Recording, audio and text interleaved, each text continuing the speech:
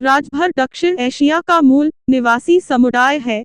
इन्हें विभिन्न नामों ऐसे जाना जाता है, जैसे राजभर, रजभर, भर, भर, भार, भरत, भारत, भरत, भरपटवा, भरपत्व।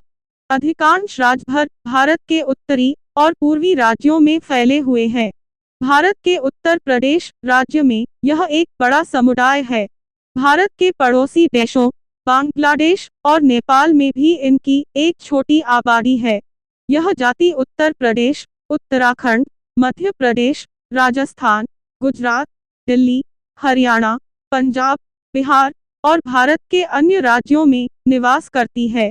पूर्वी उत्तर प्रदेश के आजमगढ़, मऊ, जौनपुर, गाजीपुर, गोंदा, गोरखपुर, वाराणसी, अंबेडकर नगर व अयोध्या जिलों में इनकी बहुतायत आबादी है। इस जाति को नाविकों या मल्लाहों की एक उपजाति के रूप में भी संदर्भित किया जाता है। वर्तमान में इस समुदाय की स्थिति जो भी हो, लेकिन इनका इतिहास स्वर्णिम और गौरवशाली है।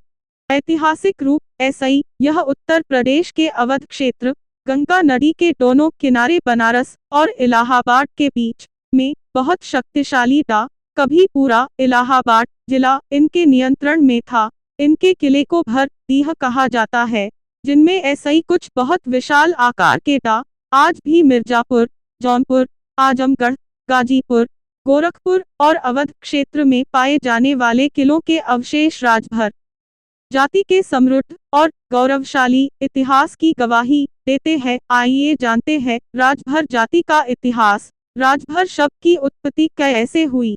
राजभर शब्द की उत्पत्ति कैसे हुई? प्राचीन काल में इनकी गिनती सभ्य, उच्च और श्रेष्ठ जातियों में की जाती थी। आज ऐसे ही लगभग 2000 साल पहले भारतवर्ष के पुण्य धरा पर इनका शासन था। इस जाति में कई प्रतापी, शूरवीर और पराक्रमी राजाओं ने जन्म लिया है। जब शक और हुनहुन्स जनजातियों ने उत्तर भारत पर आक्रमण करना शुरू किया, तो उनका सामना करने का हिम्मत किसी में नहीं था। ऐसे विकट और प्रतिकूल समय में राजभर जाति के लोग सामने आए। उन्होंने विदेशी आक्रांताओं को देश की सीमा ऐसे ही बाहर निकालने का भार अपने ऊपर लिया और अपने साहस, बाहुबल और पराक्रम के दम पर उन्हें सफलतापूर्वक देश के बाहर खड़ेड़ दिया। इस तरह ऐसे ही उन्होंने दुनिया के सामने अपने साहस, वीरता और पराक्रम का लोहा मनवाया।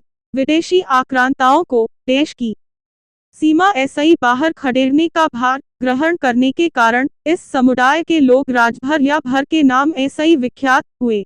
भारत का नाम भर जाति पर राहुल सांकृत्यायन 9 अप्रैल 1893, 14 अप्रैल 1963, जिन्हें महापंडित की उपाधि दी जाती है, हिंदी के एक प्रमुख साहित्यकार डा राहुल सांकृत्यायन के किताब सतमी के बच्चे के अनुसार भर भारत की एक प्राचीन जाति है। जब आर्य करीब 2000 साल पहले भारत आए तो उसके पहले भर जाति का ही साम्राज्य था। यह जाति सभ्यता के उच्च शिखर पर पहुंच चुकी थी, जिसने हजारों राजमहल और सुदृढ़ नगर बसाए था। वह जहाज ऐसे ही समुद्र में दूर दूर तक यात्रा करते था। उनका कहना है कि भारत का नाम भर जाति ऐसे ही आया है। आर्यों ऐसे ही पराजित होने के बाद वह पश्चिम ऐसे ही पूर्व की ओर हटने लगे। सिंधु सभ्यता के इस सभ्य जाति की एक शाखा उत्तर प्रदेश और बिहार में जब जाकर बसे और भर नाम ऐसे ही प्रसिद्ध हुए। राजभर जाति का इतिहास। इनका इतिहास गौरवशाली रहा है। मध्यकालीन भारत में इन्होंने खुद के छोटे छोटे कबीलों को स्थापित किया था। पूर्वी उत्तर प्रदेश में इनके छोटे छोटे राज्य हुआ करते था, लेकिन उत्तर मध्यकाल में राजपूतों और मुगलों ने उन्हें वहां ऐसे ही विस्थापित कर दिया था। भर जाति के अंतिम राजा को जौनपुर के सुल्तान इब्राहिम शाह शार्की ने मारा था। आर्य समाज आंदोलन ऐसे ही प्रभावित होकर बैजनाथ प्रसाद अध्यापक ने 1940 में राजभर जाति का इतिहास नामक एक पुस्तक को प्रकाशित किया था। इस पुस्तक में यह साबित करने का प्रयास किया गया था कि राजभर पहले शासक था और इनका संबंध प्राचीन भर जनजाति ऐसे ही है। सोमनाथ मंदिर ध्वस्त किए जाने का प्रतिशोध। जब भी मातृभूमि और धर्म की रक्षा की बात आई, राजभर समुदाय के लोग अग्रिम पंक्ति में खड़े नजर आए। साल 1026 में गजनी के महमूद ने सोमनाथ मंदिर को ध्वस्त कर दिया और भगवान शिव की मूर्ति को तोड़ दिया। इस हमले में गजनवी ने सोमनाथ मंदिर की संपत्ति को लूट लिया और हमले में हजारों लोग भी मारे गए। कहा जाता है कि सैयद सालार मसूद गाजी ने महमूद गजनवी को सोमनाथ मंदिर में प्रसिद्ध मूर्ति को ध्वस्त करने के लिए राजी किया था। जब श्रावस्ती के राजा सुहेलदेव को यह बात पता चली तो उन्होंने प्रतिशोध लेने का संकल्प किया। 11वीं शताब्दी की शुरुआत में उन्होंने बहराइच में मुस्लिम आक्रमणकारी और गजनवी सेनापति सैयद सालार मसूद गाजी को पराजित कर मार डाला था और इस तरह ऐसे ही मातृभूमि और धर्म की रक्षा की। राजभर जाति की जनसंख्या। जनगणना के आंकड़ों के अभाव में किसी भी जाति की जनसंख्या का सटीक आकलन संभव नहीं है, लेकिन सामाजिक न्याय समिति 2001 हुकुम सिन्हा की रिपोर्ट के मुताबिक उत्तर प्रदेश में राजभर जाति की जनसंख्या 2.44% है। पूर्वी उत्तर प्रदेश में राजभरों की आबादी करीब 20% है। राजभर जाति किस कैटेगरी में आते हैं? उत्तर प्रदेश में इन्हें आरक्षण व्यवस्था के अंतर्गत अन्य पिछड़ा वर्ग ओबीसी के अंतर्गत सूचीबद्ध किया गया है। साल 2013 में उत्तर प्रदेश में समाजवादी पार्टी की सरकार ने भर और अन्य 16 अति पिछड़ी जातियों को ओबीसी सूची एसई निकालकर अनुसूचित जाति शेड्यूल्ड कास्ट वर्ग में शामिल करने का प्रस्ताव दिया गया था, लेकिन इसे वोट बैंक की राजनीति मानते हुए अदालती रोक के बाद भारत सरकार ने स्थगित कर दिया था। राजभर जाति की वर्तमान स्थिति। भर मुख्य रूप एसई छोटे किसानों का समुदाय है। सामान्यतः इस जाति के लोगों का भूमि स्वामित्व कम ही है। इनमें एसई ज्यादातर लोग भूमिहीन और खेतिहर मजदूर है, जो गरीबी रेखा एसई नीचे जीवन यापन करते हैं। आमदनी बढ़ोतरी के लिए यह मजदूरी तथा अन्य छोटे मोटे कार्य करते हैं। इनमें एसई कुछ दुकानदारी का काम करते हैं। आधुनिक शिक्षा और रोजगार के अवसरों का लाभ उठाकर यह विभिन्न क्षेत्रों में कार्यरत है, जहां यह अपना और अपने समुदाय की मजबूत उपस्थिति दर्ज करा रहे हैं। राजभर किस धर्म को मानते हैं? लगभग सभी राजभर हिंदू धर्म को मानते हैं। यह हिंदू देवी देवताओं की पूजा करते हैं। परंपरागत रूप एसई भगवान शिव में इनकी विशेष आस्था है। भगवान शिव के परम उपासक होने के कारण यह भार शिव के नाम एसई प्रसिद्ध है।